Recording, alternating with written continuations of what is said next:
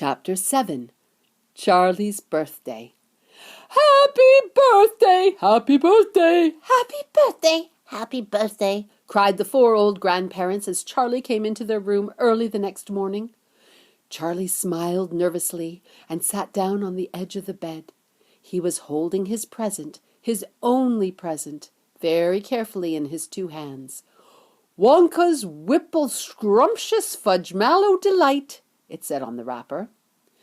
The four old people, two at either end of the bed, propped themselves up on their pillows and stared with anxious eyes at the candy bar in Charlie's hands. Mr. and Mrs. Bucket came in and stood at the foot of the bed, watching Charlie. The room became silent. Everybody was waiting now for Charlie to start opening his present. Charlie looked down at the candy bar. He ran his fingers slowly back and forth along the edge of it, stroking it lovingly, and the shiny paper wrapping made little sharp crackly noises in the quiet room. Then Mrs. Bucket said, very gently, "You mustn't be too disappointed, my darling, if you don't find what you're looking for underneath that wrapper. You really can't expect to be as lucky as all that." "Oh, she's quite right," Mr. Bucket said. Charlie didn't say anything. "After all," Grandma Josephine said, "in the whole wide world there are only 3 tickets left to be found. The thing to remember," Grandma Georgina said, "is that whatever happens, you'll still have the bar of candy." "Wonka's Whipple Scrumptious Fudge Mallow Delight," cried Grandpa George. "It is the best of them all. You'll just love it." "Yes," Charlie whispered.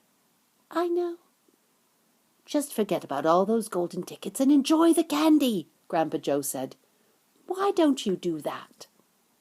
They all knew it was ridiculous to expect this one poor little candy bar to have a magic ticket inside it, and they were trying as gently and as kindly as they could to prepare Charlie for the disappointment.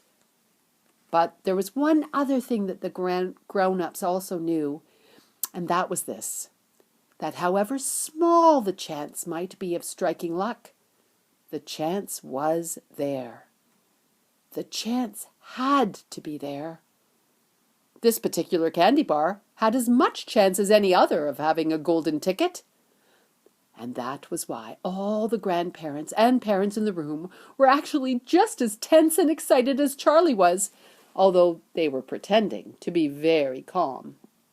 "You'd better go ahead and open it up, or you'll be late for school," Grandpa Joe said. "You might as well get it over with," Grandpa George said.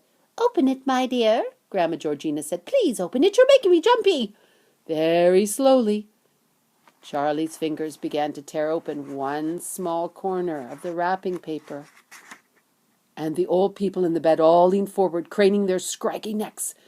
Then, suddenly, as if he couldn't bear the suspense any longer, Charlie tore the wrapper open right away and in the middle, and there onto his lap fell a light brown, creamy-colored chocolate candy bar. There was no sign of a golden ticket anywhere. "Well, that's that," said Grandpa Joe brightly. "It's just what we expected." Charlie looked up. 4 kind old faces were watching him intently from the bed. He smiled at them, a small, sad smile. Then he shrugged his shoulders and picked up the candy bar and held it out to his mother and said, "Here, Mother, have a bit. We'll share it. I want everyone to taste it." "Certainly not," his mother said. And the others all cried, "Oh, no, no, no, we wouldn't dream of it. It's all yours. No, no." "Please," begged Charlie, turning around and offering it to Grandpa Joe. But neither he nor anyone else would take even a tiny bite. "It's time to go to school, my darling," Mrs. Bucket said, putting an arm around Charlie's skinny shoulders. "Come on, or you'll be late."